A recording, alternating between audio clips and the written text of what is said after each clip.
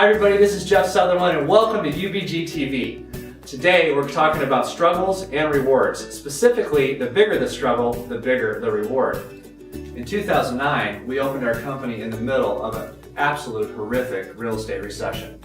My business partner and I did not get to take home a paycheck for nearly a year.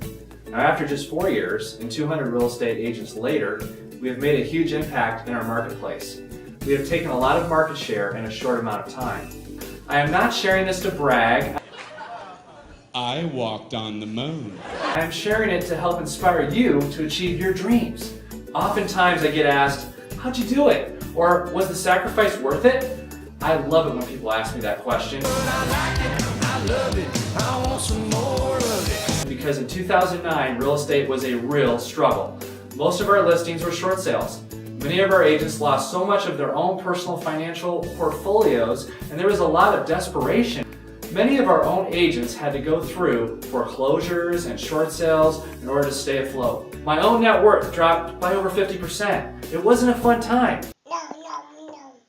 During all of this time, I knew that I had a choice. I could focus on faith or fear. Reason number 2. Look what I can do. But what does that have to do with me? No. He's got a point. I knew one thing, they could not coexist. I thought to myself, there is no way that the human brain can simultaneously focus on both of these things at the same time. It's impossible. So I forced myself to focus on what could be. What kind of environment did we have the opportunity to create? What did we want that to look like for ourselves, our own family, and our big company that did not yet exist? You see, I visualized the greatness long before it even happened. I can honestly say that there was never a time that I was in fear. No. I must admit, there were times where I was anxious, but I was never scared or fearful. No. The big reason that I was never in fear was that I just completed an intensive leadership self-analysis, and I knew that I needed to focus on 2 things, my intention and my belief. If your intentions and your big goals are bigger than your fears, then your intention will always win out. I am very big into visualization. I actually have pictures in my office, at home, and around me that illustrate what a collaborative environment looks like. Pictures of success are all around me. I have storyboards, goal boards, and pictures of rewards that I will get to have when I reach my goals. Come on, let's get to it. I know that we can do it. I bombard my mind all day with positive thinking. I also find a way to get away from toxic people because they are energy suckers. I knew that if I was going to succeed, I needed to be around energy givers. My intention was so clear in my mind that no one could stop it. It wasn't a cerebral decision. I felt this intention with my heart. I embraced it with my heart. The intention plus a massive belief in myself and my key business partners was the key to my success.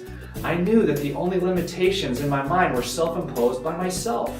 What I learned is that if I structure my goals around 90-day goals, I could go in short spurts.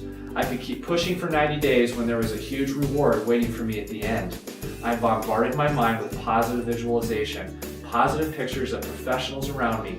I knew my key goals that I needed to accomplish in 90-day increments. It took extreme discipline, and I insisted that every day I needed to move the ball down the field. So why did I entitle this segment, The Bigger the Struggle, the Bigger the Reward?